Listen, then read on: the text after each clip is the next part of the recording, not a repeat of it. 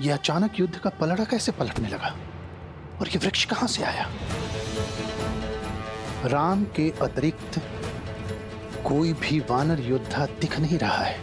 न हनुमान, न लक्ष्मण, न सुग्रीव, न अंगद।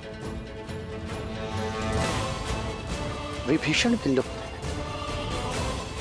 है। लगता है कोई बड़ा खेल खेल चुके हैं ये लोग। मुझे शीघ्र अतिशीघ्र लंकेश को सूचित करना होगा।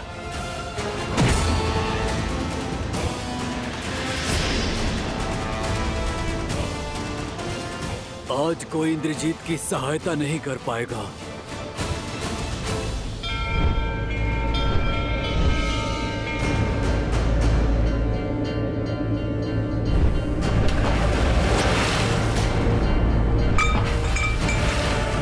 देखिए इंद्रपुंड को, इसका आकार विकार में बदल रहा है लंकेश। इस कलश को देखिए, बुझते दिए को देखिए। अब तो अशुभ संकेत को समझिए। आपको युद्ध करना है, आप युद्ध करिए। रोकना है रोकिए, सीता को लौटाना है या रखना है, निर्णय आपका है।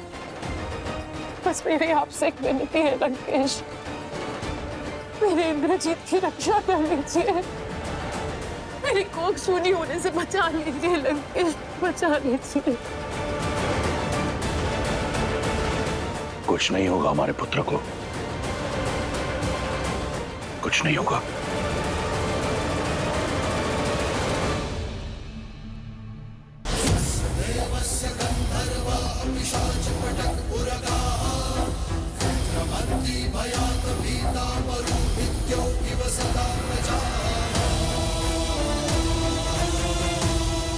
मूर्ख,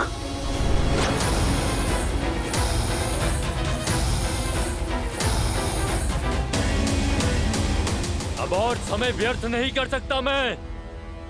सूर्यास्त के पूर्व इस सूर्यवंशी को अस्त करूंगा मैं। साक्षात रुद्र के दिए रुद्र अस्त्र से तुम्हारा संहार करूंगा मैं।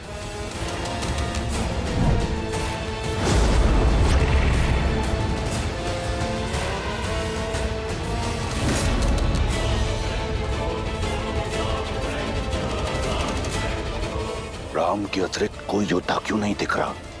कहीं उस बेदी विभीषण ने शेष योद्धाओं को नहीं।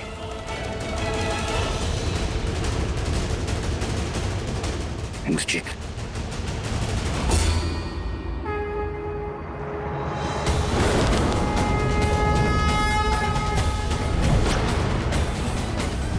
शक्ति अस्त्र, हे शक्ति अस्त्र, रुद्र अस्त्र को मार्ग दिखाए।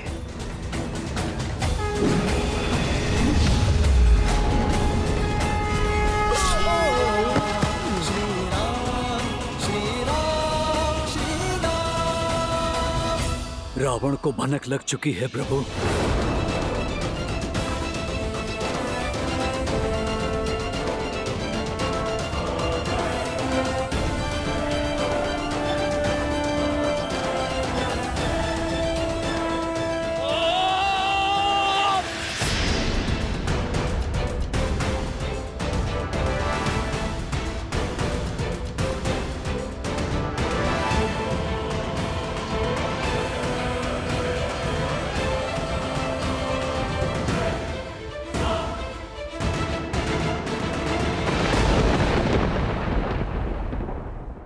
सुना है युद्ध भूमि में राम अकेले लड़ रहा है। लगता है हमारे महाराज और युवराज के भय से भाग खड़े हुए हैं वो नर और वानर। और तो और राम की छाया लक्ष्मण और हनुमान भी उसका साथ छोड़ गए हैं। मुस्कुरा क्यों रही है ये? प्रतीत होता है राम की हार देखकर अपना मानसिक संतुलन खो बैठी है। संकट मेरे श्री राम पर नहीं, तुम्हारे लंकेश और युवराज पर आने वाला है। और मानसिक संतुलन अब रावण खोने वाला है।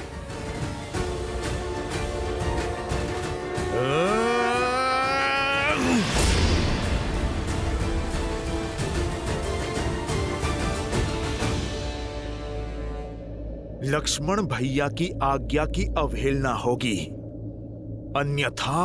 मूर्ख वानर, क्या लगा तुम्हें ये वटवृक्ष ही एकमात्र कवच है मेरा? अरे मूर्ख, मैं अब भी अजेय हूं। मुझे केवल वही मार सकता है जो गुड़केश हो, जो 14 वर्षों तक ना सोया हो। उसके अतिरिक्त संसार में कोई नहीं। ये क्या, हमें भयभीत कर रहे हो या फिर स्वयं को समझा रहे हो? देखो, तुम्हारा काल तुम्हारे सामने है। प्रभु श्री राम का अनुज लक्ष्मण।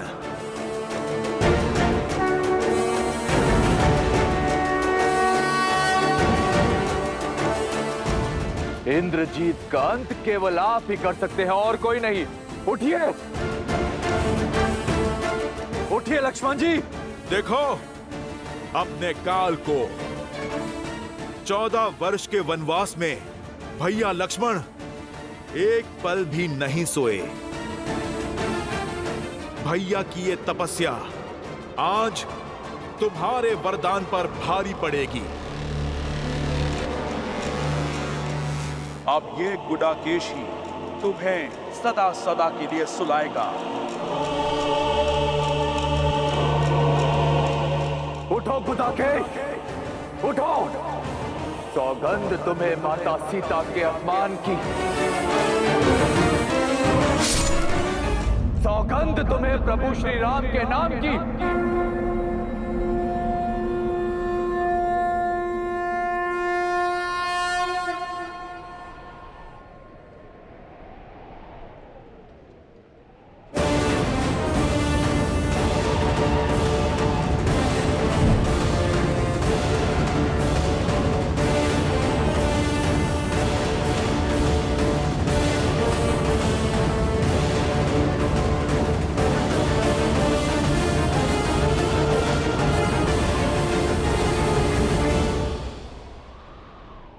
क्या हुआ मेघनाथ? अपने काल को देखकर भयभीत हो उठे, परंतु श्री राम का यह अनुज आज भी अपनी मर्यादा नहीं लांघेगा। एक निहत्थे पर प्रहार नहीं करूंगा मैं। उठाओ अपना धनुष और चढ़ाओ बाण।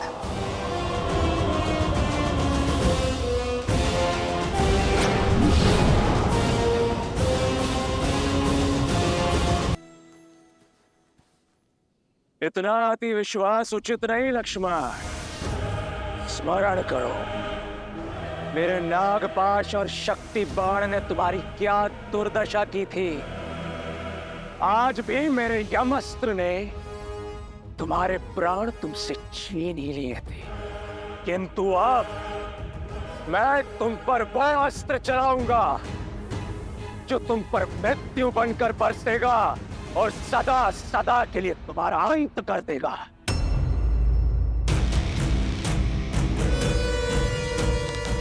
जानना नहीं चाहोगे इंद्रजीत कि तुम्हारे लिए मैंने कौन सा अस्त्र चुना है? मृत्यु अस्त्र।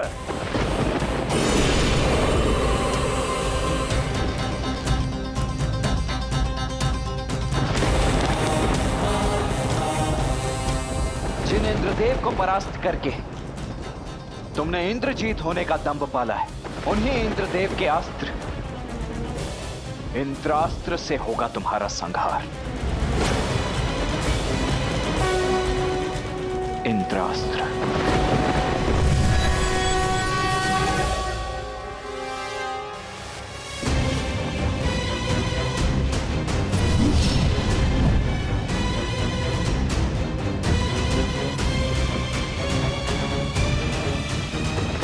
तुच्छ है तुम्हारा इंद्रास्त्र मेरे मृत्यु अस्त्र के समक्ष। व्यक्ति बाण से नहीं, अपने पापों के परिणाम से अंत को प्राप्त होता है, परंतु तुम कहां समझोगे?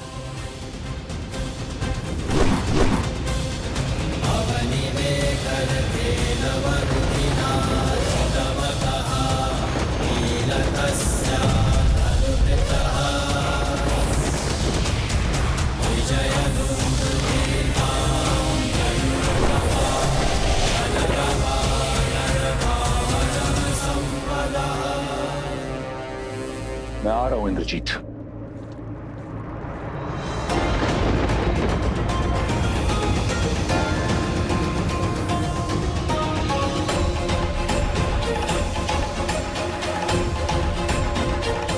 जब माया का दुरुपयोग किया जाए तो वो भी साथ छोड़ देती है।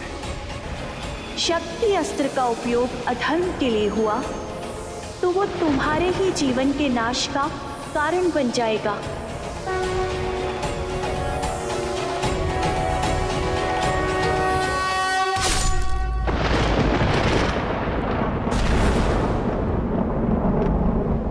इंद्रजीत, इंद्रजीत!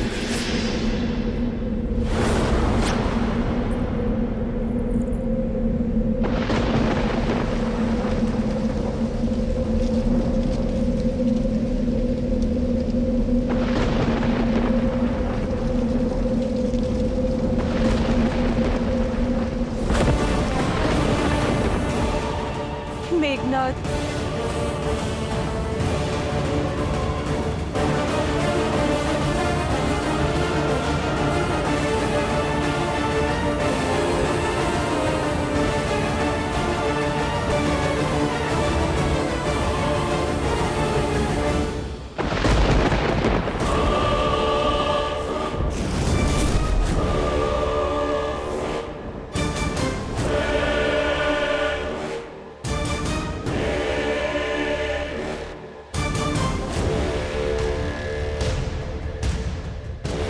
इंद्रजीत! कहाँ हो पुत्र? मेरे समक्ष आओ। इंद्रजीत!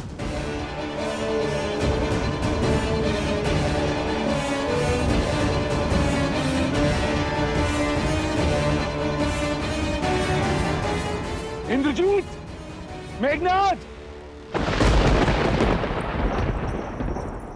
मुझे पूर्ण विश्वास है कि तुमने इस संघार का प्रतिशोध लिया होगा।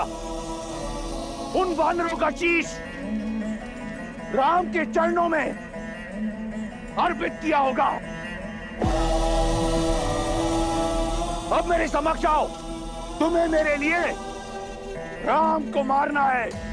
अपने पिता की आज्ञा मानो मेघनाद। मेरे समक्ष आओ। इस दुष्ट की दुष्टता के लिए तो मृत्यु दंड भी कम है। माता सीता के माया स्वरूप अपमान के लिए इसके शरीर को तो चील कौओं को खिला देना चाहिए और अंग भंग करके पूरे वन में फैला देना चाहिए। अपमान से बड़ा इस संसार में और कोई दंड नहीं है। इंद्र से जीतने वाला योद्धा इंद्रास्त्र से हार गया। देवराज को बांधने वाला आज उन्हीं के अस्त्र से संसार सागर से मुक्त हो गया। इससे बड़ा ना ही कोई अपमान है और ना ही कोई दंड है। यह सत्य है कि जो युद्ध जीतता है वो इतिहास लिखता है, किंतु युद्ध में मर्यादा रखने वाला संसार में अमर हो जाता है। इतिहास लिखने के साथ साथ भविष्य के नियम, परंपरा और धर्म का आधार रचता है। इस युद्ध में हमने सदैव मर्यादा का आंचल थामे रखा। कठिन से कठिन और विपरीत परिस्थिति में भी हमने मर्यादा का साथ नहीं छोड़ा। तो युद्ध के इस अंतिम पड़ाव में हम मर्यादा का साथ कैसे छोड़ सकते हैं? जो लड़ा वो शत्रु था, किंतु युद्ध में जो मारा गया वो एक वीर योद्धा था। वीर गति प्राप्त की है इंद्रजीत ने, और जिसे शास्त्रों ने, नियति ने वीर गति दी है,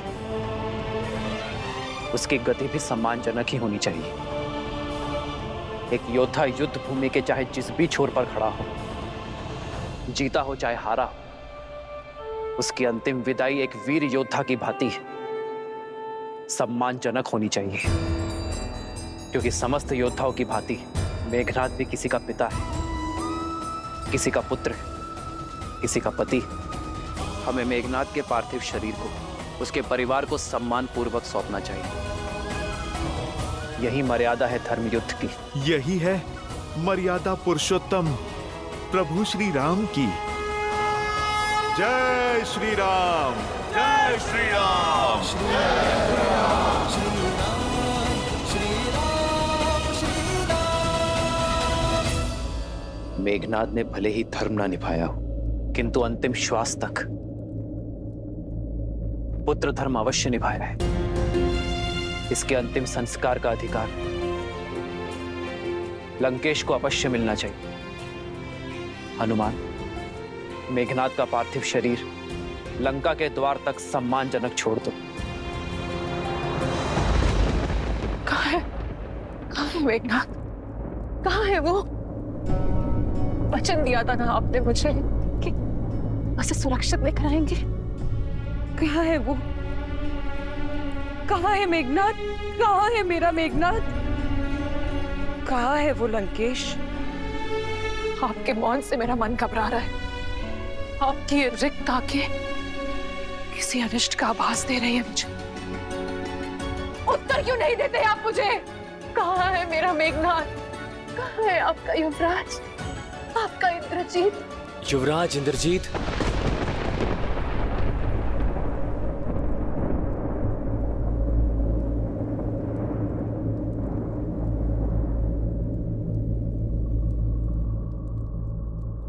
तुम्हें पता है मेरा पुत्र कहाँ है? बताओ शुक, उत्तर दो शुक। महारानी, वो इंद्रजीत। शुक, महाराज, युवराज, वो लंका के द्वार पर।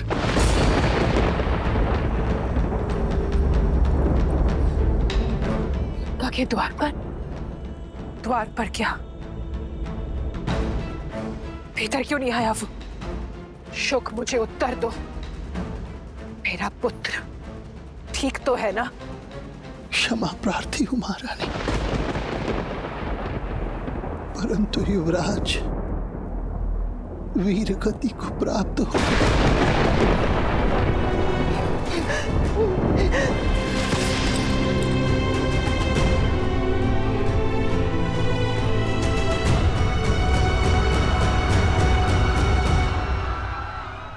आज लंका ने अपने सबसे बड़े अस्त्र, सबसे महान शूरवीर योद्धा को खो दिया। कई राक्षस सेनापति, यहाँ तक कि कुंभकर्ण का वीर पुत्र कुंभ निकुंभ भी मृत्यु को प्राप्त हो चुका है, और लंकेश के पुत्र युवराज मेघनाद भी वीर गति को प्राप्त हुए हैं। सीता, तुम उदास क्यों हो? दुख का क्षण तो हमारे लिए है, तुम्हें तो आनंदित होना चाहिए। राम के शत्रु, उन्हें क्षति पहुंचाने वाले मृत्यु को प्राप्त हो चुके हैं। युद्ध में केवल योद्धा नहीं मरते त्रिजटा, बहनों के भाई भी मरते हैं। सुहागन के पति भी इस संसार को छोड़ जाते हैं। वीर गति पाने वाले के माता पिता, संतान, परिवार जन सब छूट जाते हैं। रानी मंदोदरी कितनी पीड़ा में होगी, कितनी चेष्टा की उन्होंने इस विनाश को रोकने की। असुर कुल को धर्म के मार्ग पर अग्रसर करने की उनका ये प्रयास आज विफल हो गया। उनका दुख मुझे भीतर तक कचोट रहा है त्रिजटा। आशा है कि रावण अब समझ जाए कि ये महापीड़ा महाविनाश की चेतावनी है। मेरे श्री राम की ये अंतिम ललकार है लंकेश को। आशा है उसे सद्बुद्धि आ जाए और अब वो ये युद्ध यहीं रोक दे, क्योंकि अब लंकेश का सामना मेरे श्री राम से होगा। अधर्म के सर पैर कट गए, अब बस लंकेश के 10 सर कटने बाकी हैं। वो रावण है, दशानन। इस ललकार को, इस चेतावनी को एक महायुद्ध का आधार बना देगा वो। कदाचित अभी तक एक आशा शेष थी, परंतु इंद्रजीत के अंत के पश्चात केवल महाविनाश होगा। लंकेश की दृष्टि में रावण अब भी ना माना, उसका अंत निश्चित है।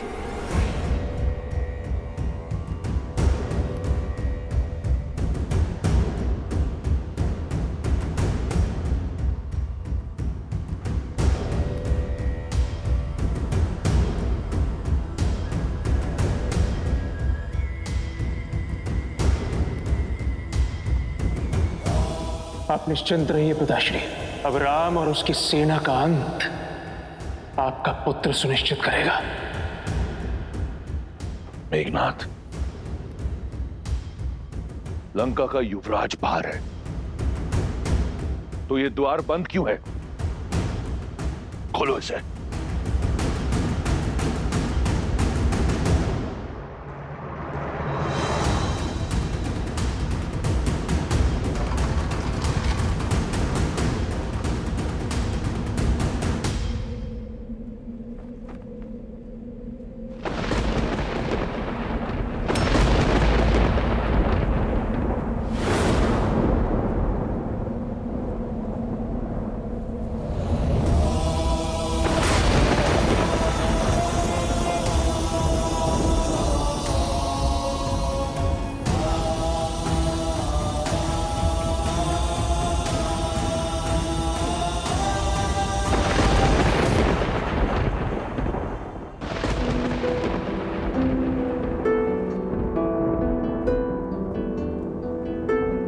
मेघनाथ, पिताश्री,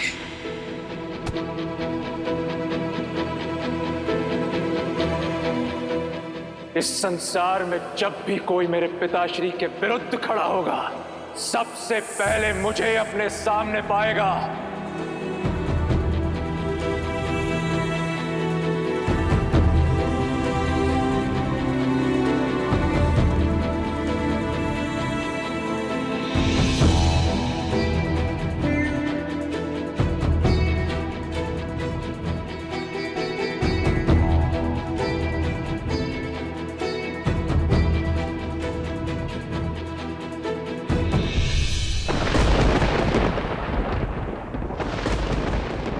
से अर्जित मेघों के नाथ सा मेरा मेघनाथ, ये तुम्हारा स्थान नहीं है।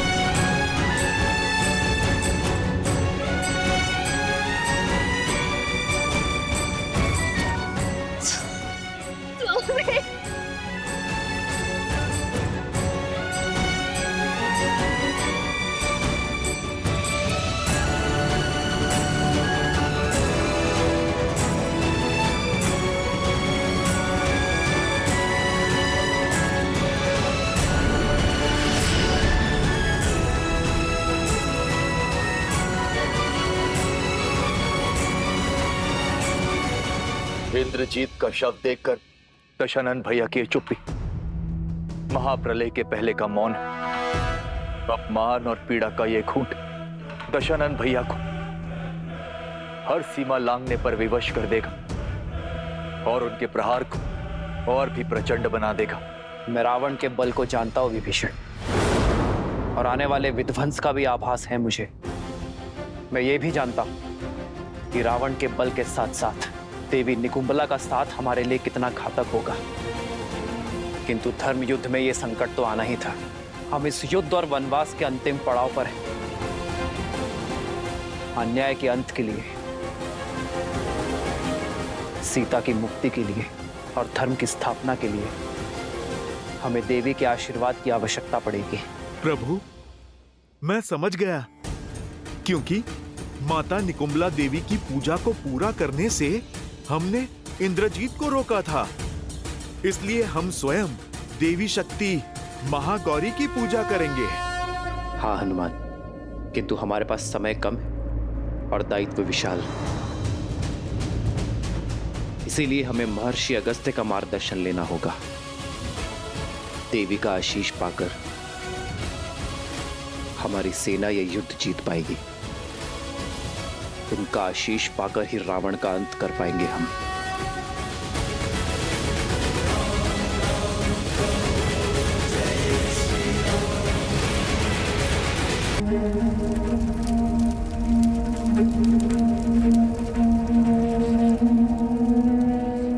कुल का दीपक बुझाकर अब चिता में प्रकाश ढूंढ रहे महाराज लंकापति रावण। मेरा सौभाग्य उन नरों ने नहीं, आपने कुचला है, आपने मारा है मेरे पति को। कौन विश्वास करेगा जिसने देवराज इंद्र को अपने चरणों में झुका दिया, उसका वध एक नर ने कर दिया। मेरे पति के हत्यारे आप हैं, लक्ष्मण नहीं। पुत्री, न पुत्री हूँ न पुत्र वधू, इंद्रजीत की विधवा हूँ मैं। न समझाती रही, पग पग चेताती रही मैं उन्हें कि एक अहंकारी पिता का हट उनके अंत का कारण बन जाएगा। जिसकी हट की अग्नि में घी डालते रहे, आज उसी पिता ने मुखाग्नि दे दी उन्हें। आपने अपने पुत्र को चिता की अग्नि में झोंक दिया, सब कुछ जानते हुए भी। सत्य कह रही है सुलोचना, राम या उनकी सेना ने नहीं, आप और आपकी हट ने मारा है मेरे पुत्र को। पुत्र हंता है आप लंकेश, केवल मुझसे मेरा पुत्र ही नहीं, सुलोचना से उसका पति ही नहीं छीना आपने। अनगिनत माताओं की गोद सूनी की है आपने, अनगिनत सद्भावों का सुहाग उजाड़ा है आपने लंकेश। कितनों के पिता छीने हैं आपके इस हट में। अपना जल खो देने के पश्चात मेघ भी बरसना छोड़ देते हैं लंकेश।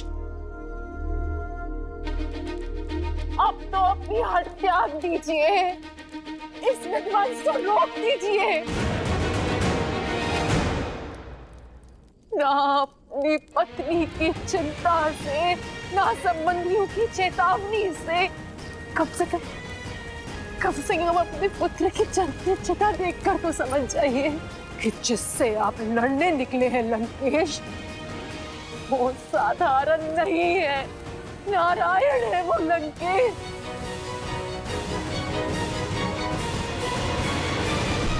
जब निकुंभला देवी ने अपने भक्त को ही नहीं बचाया, तो क्या महादेव अपने परम भक्त को बचा लेंगे? क्या महाकाल धर्म के विरुद्ध हो जाएंगे? अपने इस अहंकार के यज्ञ में कितनों की आहुति देंगे आप लंकेश? कितनों की आहुति देंगे आप?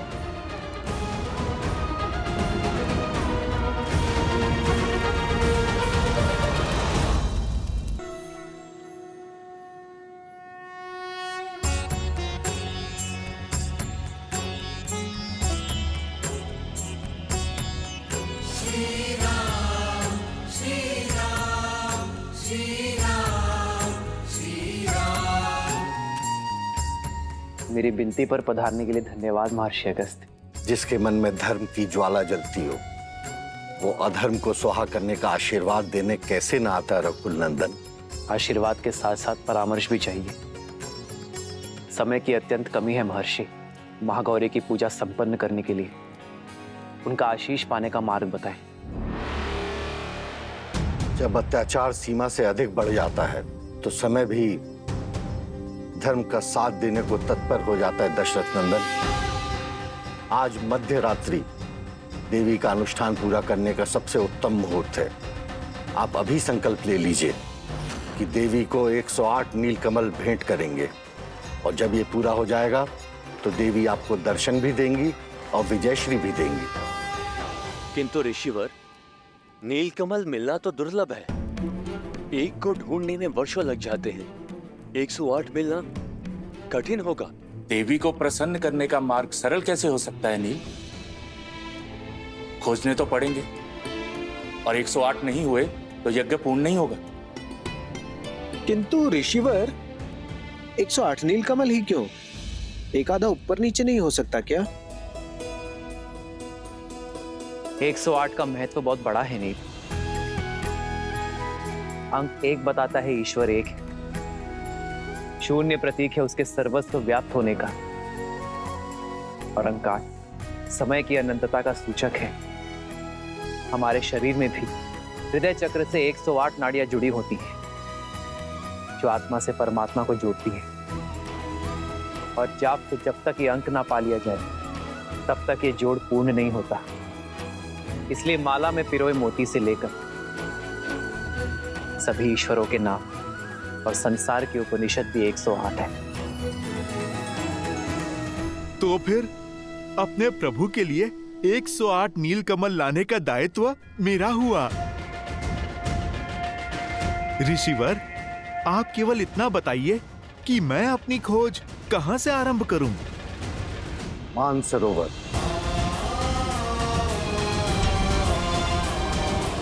प्रभु, आप मुझे आज्ञा दीजिए। सफल भव हनुमान। जय श्री राम। ऋषि अगस्त्य के मार्गदर्शन में वो लोग देवी को प्रसन्न करने के लिए पूजा कर रहे हैं महाराज।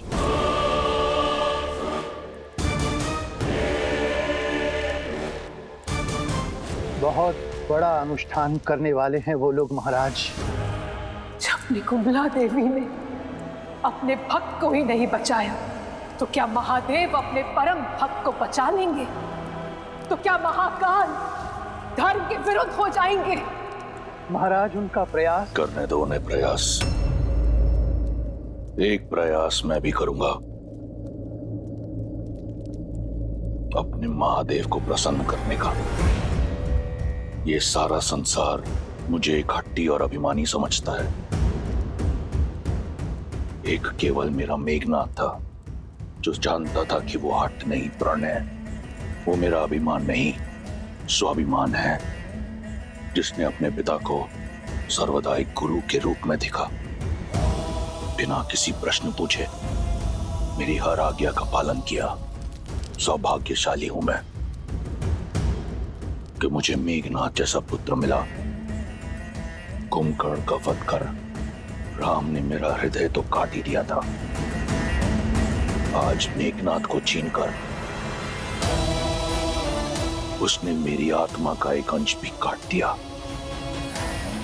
मेरे मेघनाथ का बलिदान व्यर्थ नहीं जाएगा।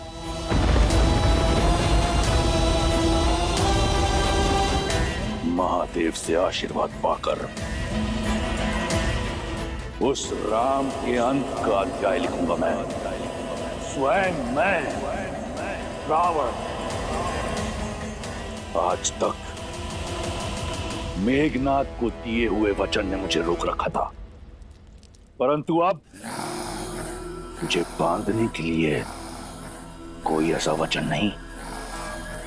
पिछली बार महादेव ने अपना चंद्रहास मुझसे ले लिया था।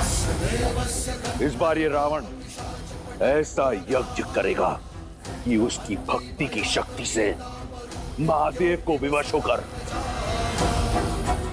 विजय श्री का आशीर्वाद देना होगा।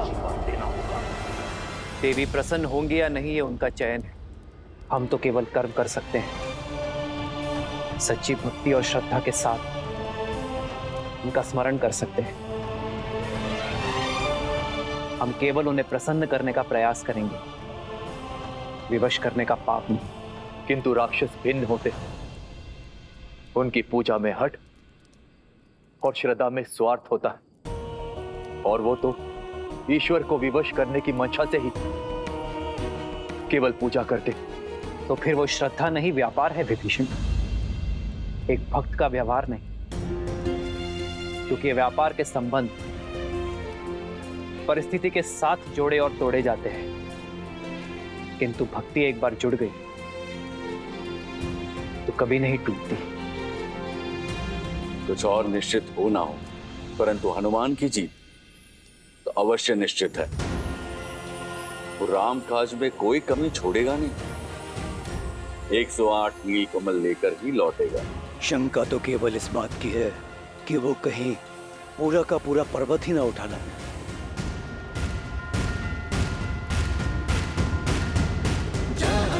ज्ञान गुण सागर जय कपीश तिहु लोक उजागर रामदूत अतुलित बल धामा अंजनी पुत्र पवन सुत नामा राम दुआरे तुम रखवारे होत न क्या बिनु पैसारे रावण तेज संहारो आप दीन लोक नाथ करे क्या। चलिए मोक्ष आपकी राह देख रहा है। राम काज में आपकी आवश्यकता आन पड़ी है।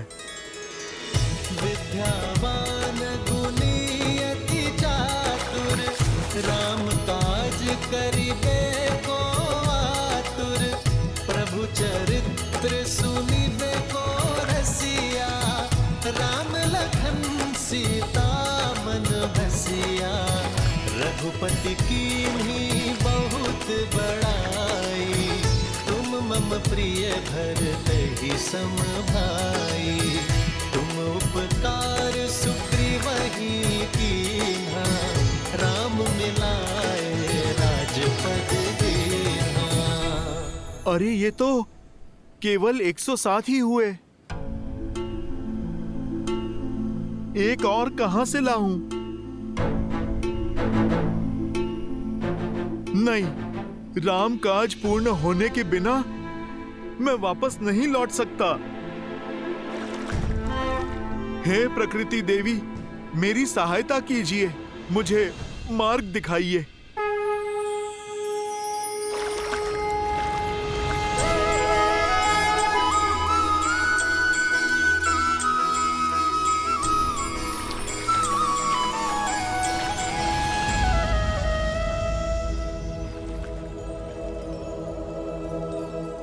नहीं, ये तो कली है, फूल की कली।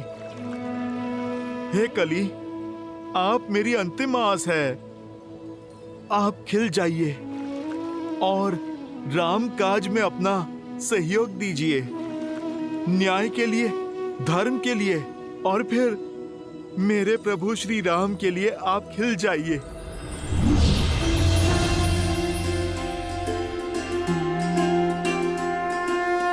जय श्री राम।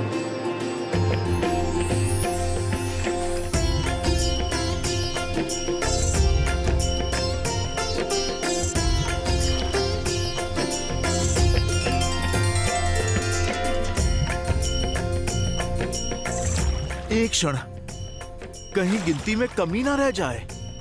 मेरे पास तो भूल का भी कोई विकल्प नहीं है। मुझे ये पुष्प पुनः गिनने होंगे।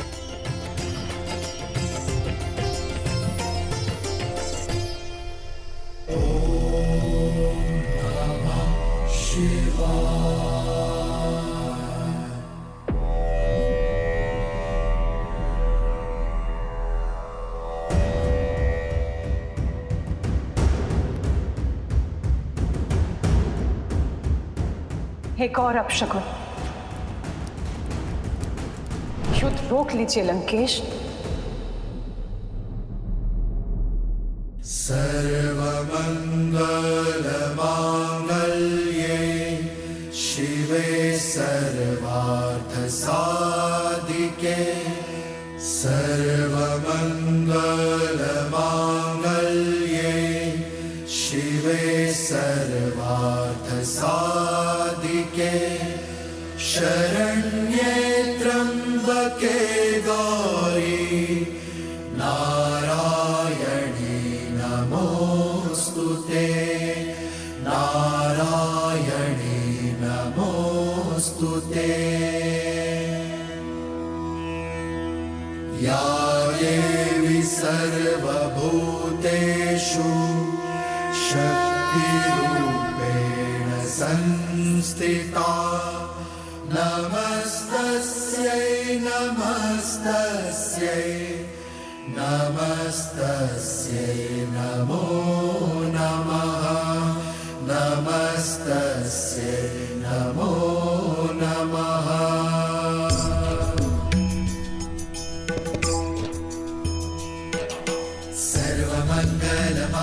कौसल्ये शिवे सर्वार्थ साधिके शरण्ये त्र्यंबके गौरी नारायणी नमोस्तुते नमस्तस्यै नमो। विचित्र है ना, दोनों आपके परम भक्त, किंतु दोनों ही एक दूसरे से बिल्कुल विपरीत। एक धर्म के साथ खड़ा है तो दूसरा अधर्म फैलाने पर अड़ा है। एक मर्यादा निभाना जानता है तो दूसरा उसे तोड़ना। किंतु दोनों ही पूर्ण समर्पण के भाव से इस पूजा को कर रहे हैं। इस भक्ति की परीक्षा में कौन होगा सफल, किसे मिलेगा आशीर्वाद? देवी, ये यज्ञ इनसे अधिक हमारी परीक्षा है, क्योंकि कर्म करने के पश्चात फल के पात्र दोनों हैं। पूजा संपन्न होने के बाद भी आशीर्वाद के अधिकारी दोनों होंगे। अंतर है तो केवल दोनों के भाव का। जहां एक केवल देना जानता है तो दूसरा केवल लेना और छीनना।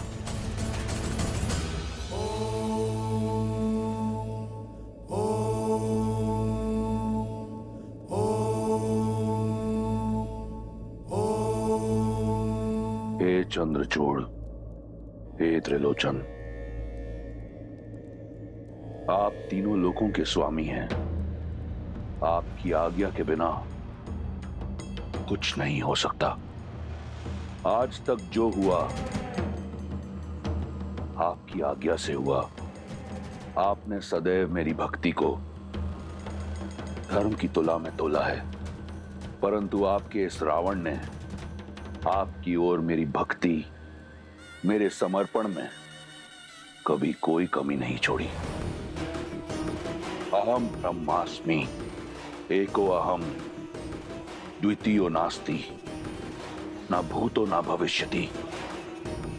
रावण जैसा भक्त आपको किसी युग किसी काल में नहीं मिलेगा महादेव। और आज आपका ये रावण अपने यज्ञ की शक्ति से, अपनी भक्ति से आपको विवश कर देगा। मुझे विजयी भव का वरदान देने के लिए, वो वरदान जिससे मैं अपना और लंका का सम्मान बचा पाऊंगा। हर हर महादेव।